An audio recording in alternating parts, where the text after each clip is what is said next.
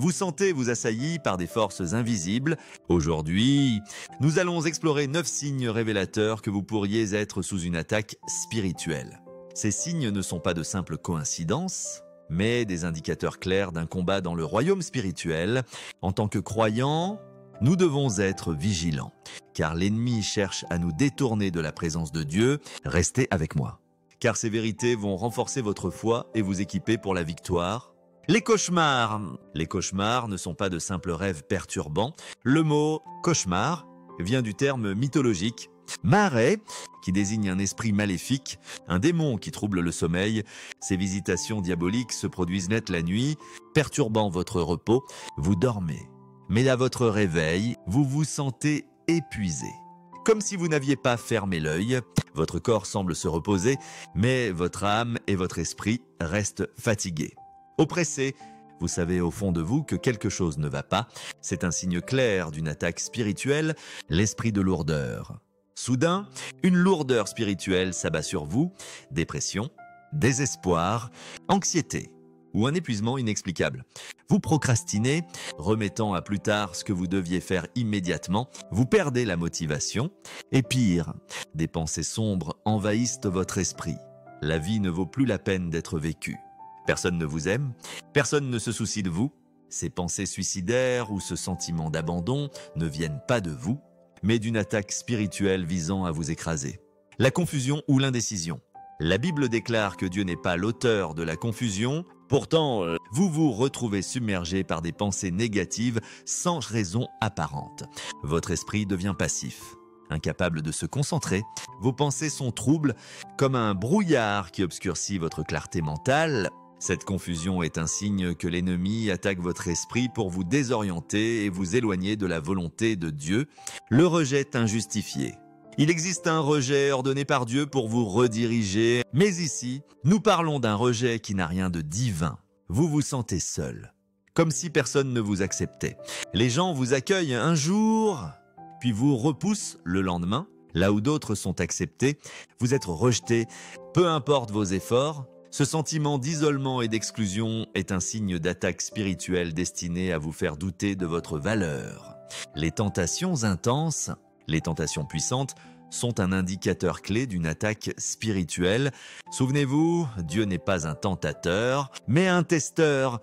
Comme le dit la Bible, Dieu ne vous tente pas, mais l'ennemi, lui, le fait. Dieu teste vos forces, Satan exploite vos faiblesses. C'est pourquoi il a attendu que Jésus ait faim pour lui parler de pain. Jésus nous a enseigné dans Matthieu 6, en apprenant à prier, de demander « Ne nous soumets pas à la tentation ». Lorsque vous ressentez une forte envie de revenir à des comportements dont Dieu vous a libéré, ou lorsque vous débloquez quelqu'un pour renouer une relation qui vous éloigne de Dieu, c'est une attaque. Toute relation qui vous détourne de Dieu n'est pas une bénédiction, mais une destruction. Pourquoi Satan vous tente-t-il? Pour stopper la mission que Dieu vous a confiée, une mission que lui seul peut accomplir à travers vous, la sécheresse spirituelle. La sécheresse spirituelle se manifeste par un manque de désir de prier, de lire la Bible ou de communier avec d'autres croyants. Soudain, l'élan pour la prière disparaît. Ce n'est pas vous qui provoquez cela. Une force spirituelle vous cible, cherchant à vous neutraliser. Vous pourriez penser que c'est naturel et rester prisonnier de cet état, mais lorsque cela dépasse le domaine naturel pour devenir spirituel, il faut agir. Traiter les choses spirituelles avec légèreté vous rend vulnérable. Le psaume nous enseigne que David, confronté à la sécheresse spirituelle, a jeûné et s'est humilié devant Dieu pour retrouver l'élan de la prière. Le jeûne, c'est le moyen le plus rapide de sortir de cette sécheresse. Les maladies répétées, des maladies persistantes ou récurrentes, maux de tête aujourd'hui, douleurs aux jambes demain, problèmes de dos ensuite peuvent être un signe d'attaque spirituelle. Vous consultez des médecins, mais ils ne trouvent rien d'anormal. Vous vous sentez mal, mais les examens montrent que tout va bien. Cette incohérence entre ce que vous ressentez et ce que la médecine diagnostique indique une attaque spirituelle. Les pertes inexpliquées, vous gagnez de l'argent aujourd'hui, mais demain, il disparaît sans explication. Vous travaillez dur comme un éléphant, mais vous vivez comme une fourmi.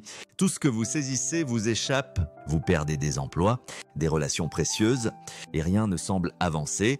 Vous courez vite, mais sans direction. La Bible nous enseigne que la direction est plus importante que la vitesse. Ces pertes inexpliquées sont un signe clair que vous êtes sous une attaque spirituelle, la haine. Soudain, vous ressentez de la haine envers quelqu'un.